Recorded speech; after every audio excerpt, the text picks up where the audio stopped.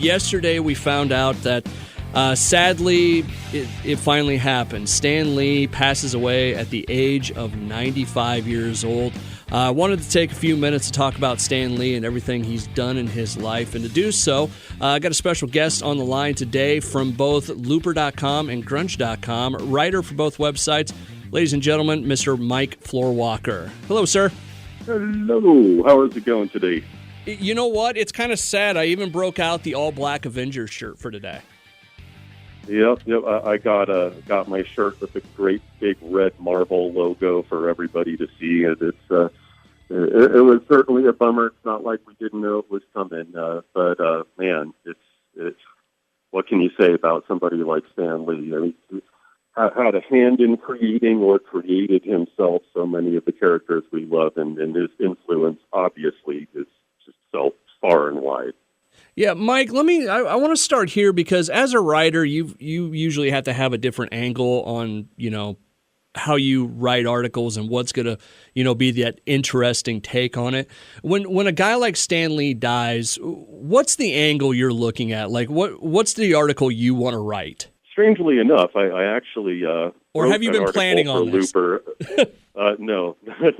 I wrote an article for Looper about a year ago. It's just kind of like a retrospective of his life, and I think that's the way a lot of people have been approaching it. My colleague AJ, who's the big boss of news at Looper, wrote a fantastic piece yesterday, just kind of going over his early years and how he got into the comics business and how everything kind of springboarded from there. Started out in New York City delivering sandwiches and came to Timely Comics as an editor and rose his way up through the ranks. And obviously he and Steve Ditko and Jack Kirby just did it all. Between those three guys, they changed comics and, of course, now the movie industry and really just kind of entertainment as we know it. Was it, to me, kind of the difference between like your Marvel characters and your DC characters is, and some of it goes back to Stan Lee, but, like you brought up, like Jack Kirby and some of the other, writers for this, their heroes seemed more grounded in life, where you look at, Spider-Man. Spider-Man didn't have an easy life. He was the nerd. He, didn't have a lot of money. He had, other things going on in his life besides, just a green stone makes me lose my powers. Probably won't shock you to learn that I'm much more of a Marvel guy than a DC guy. No. I like DC comics. I read The Flash. I read Firestorm, The Nuclear Man, when I was a kid. But you're right. I think that's something that Lee really brought to the table that no other writers or editors had really thought about before. DC Comics had these kind of larger-than-life, godlike heroes with no real sense of humanity that anybody could relate to. And when they created the Fantastic Four, when they created Spider-Man, Lee's boss at Marvel was all over him for it. He's like, this isn't going to work. People hate spiders. You can't have a Spider-Man. Teenagers can only be sidekicks. What are you doing here? And, fortunately, he didn't listen.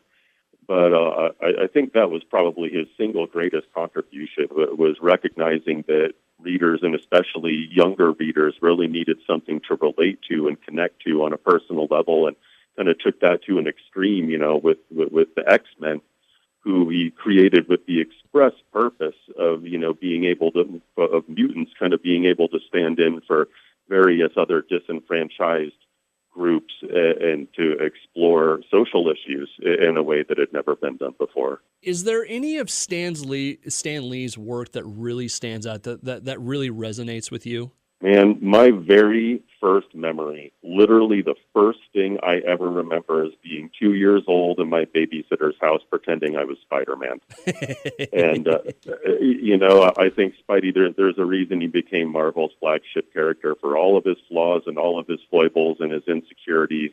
It's the whole power and responsibility thing. It's something that's kind of stuck with me for my entire life. When Sam Raimi's Spider-Man movie came out, it was the movie I've been waiting for my entire life. I will be a Spider-Man guy till the day I die. Believe that. It's funny you bring up Sam Raimi's Spider-Man, because I was thinking about that. And when you say, Peter Parker as a character, not, being the cool kid, not having money, not having, the home life that, you would maybe think, and, having these real world concerns, that's what always made me really love those movies, is because Tobey Maguire's Peter Parker was that. It showed the sadness. Yeah. It showed the other stuff. He was never supposed to be the cool kid. Exactly. And I love Tobey in that role, and I love Sam Raimi's movies, but I got to be honest, at this point, Tom Holland will always be my Peter Parker. I always felt like Spider-Man couldn't really be Spider-Man like he was in the comics without having that interaction with the rest of the heroes of the Marvel Universe. Yeah. The smartest thing Sony Pictures ever did was to make that deal, and it's really come to fruition. I think playing up the sort of almost father-son relationship or the mentorship role between Peter and Tony Stark was ingenious. That didn't really exist in the comics, but it works out so well with the chemistry between Downey and Holland. And man, as much as I love Sam Raimi, his entire filmography, really, and as much as I love his movies, I can hardly even watch those movies anymore just because Holland is so dead on perfect. Yeah, no, I can agree with you there. Mike Floorwalker from Looper.com and Grunge.com joining me to talk about Stan Lee. What do you think, because when someone dies like this and, has this just huge following, what over the next couple days, what do you expect to see in regards to Stan Lee, other than, there's never going to be anybody like Stan Lee and that sort of thing? What else are people going to bring up? I think there's already been this kind of enormous outpouring of emotion. Every single star in the MCU so far has taken to Twitter to talk about what Stan meant to them, and I don't know, that's a really good question. I think that in the days or weeks or months to come, that there might be sort of a reevaluation. I would expect to see a lot of really writerly, thousands of words long, reflective pieces all over the internet in the next week or month or so. It meant so much to so many people, and again, not just comics people, writers like myself and film guys and people that were just so influenced by his and the Marvel bullpen's way of storytelling. I would expect to see people that you wouldn't necessarily expect, come out and say, hey, look, this might not be a no-brainer, but here's what Stan meant to me. It's like I said, influence can't be overstated, man. Actually, I was thinking about this. Do you watch a lot of Netflix? Oh, yeah. The series, The Toys That Made Us? Yes. Don't you think that, now that Stan's gone, that would make a great type show on Netflix? Would. Yeah, would. Absolutely. Man, I might pitch that myself. Do it. Hey, I just give me a writing or an idea credit, or just let me be in the background holding stack totally. comic books. But no, I was thinking that actually would, though, just like the many facets of his work, and that could absolutely be a documentary series. You might be onto something there. Well, I mean, you think about it. Stan had, he'd been in the military. Like you said a little bit ago, he worked his way up through the ranks of publishing and so on and so forth. There's all the stuff with Jack Kirby, who really came up with what, and so on, and the sale of Marvel. There's so much there to cover. It's kind of hard to put it all into, a 10-minute podcast. But man, I think I would love to watch that show. Yeah, 40, 50 years of really fascinating history. You're absolutely right. But it wouldn't surprise me at all to see Netflix come up with something like that. They better do it before someone else does. Before Mike Floorwalker Industries comes out with that. Yeah, exactly. All right, Mike Floorwalker if they won't buy it, I'll pitch it to Hulu. There you go. Do it. Like I said, I just want to be in the background somewhere. There you go. Mike Floorwalker from Looper.com and Grunge.com joining me to talk about Stan Lee. We couldn't have this conversation without going to the MCU and talking about all the cameos that that he was a part of during the movie run. And you know what? There was somebody put out a video of all his cameos in like Big Hero 6 and, some of the Netflix series and the cartoons and so on and so forth. Of all those cameos, which one to you is the best? Because I have like 1A and 1B for much different reasons, but I want to hear yours first. Right. Actually, I kind of do too. Okay.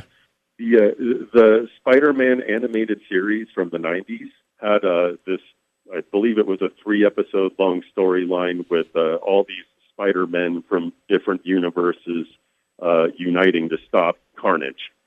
It was sort of based on a comic storyline, but it was this huge thing where they all had to, chase Carnage into this alternate universe, and it just so happened to be a universe where Uncle Ben was still alive. And Carnage had taken over Peter Parker, and it was Spider Carnage, wreaking havoc, and they had to get Uncle Ben to talk him down. And at the very end of that entire thing, Madam Web facilitated the whole thing, sort of gave us a little surprise, because there was one version of Peter Parker there who, throughout the whole thing, was just like, I'm just here as an observer. I'm not here to help. I'm just watching what's going on. Yeah. And it turned out that guy was from this universe, ours. Yeah. And Spidey actually ended up briefly visiting that universe and meeting Stan Lee and taking Stan swinging around the city. And it was actually Stan voicing himself. And I thought that was the coolest damn thing ever. Wow, all right, way to bring it home. But as far as the MCU goes, I think it pretty much has to be Civil War, because the whole Tony Stank thing was just perfect. And Rhodey just like, yep, right here. That was very good. I'm going to go with the two. Like I said, I've got like 1A and 1B, and they're much different reasons why I think they're great. The first one was just funny to me, was Age of Ultron, when he was like one of the veterans. And they're at the party, and Thor's talking about this, this drink that his booze he brought. It's not meant for mortal men. Neither was Omaha Beach. Quit trying to scare us, Blondie. Excelsior. and then as he's stumbling away. Yeah. Excelsior. I believe Stan actually says that was his favorite cameo of all in the MCU. Oh, really? Was it? I hadn't heard that. Yeah. So, but I thought that one was well written. It was funny, and I just really liked it. But the other one that I put in is like 1B from Guardians, when they go shooting past the sky, and there's Stan talking to the Watchers. Right. And here, let me explain why. Because the reason I like it, and I don't know if it was just Marvel paying, doing fan service, or if it was always part of the plan, but it put Stan Lee into a much different category as a Watcher and an actual character, not just a cameo in all these. Right, and you're right. That had been a fan theory for quite some time, is that he's actually not doing a bunch of cameos. He's playing the same character in every movie. And yeah, that you're right. I don't know if that was just James Gunn saying, hey, let's give a little bit of fan service here, or if that had been, the plan the whole time. But at the end of the day, I didn't think it really mattered, because, that one was pretty perfect as well. It's like, all right, yeah, we were right. So, yeah, I don't know if that was Marvel just, paying service to his fans, or if that was always part of the plan, but I always enjoyed it, so. All right, yeah, Mike Floorwalker from Grunge and Looper. Any final thoughts on Stan Lee? What can I say, man? There will never be another one like him, and maybe that's a good thing, that his legacy will live on literally forever. It's going to outlive all of us, and sorry that he's gone, but I'm glad he was here. All right, Mike Floorwalker from Grunge.com and Looper.com joining me today. Thank you very much, sir. I appreciate it. Thank you for having me.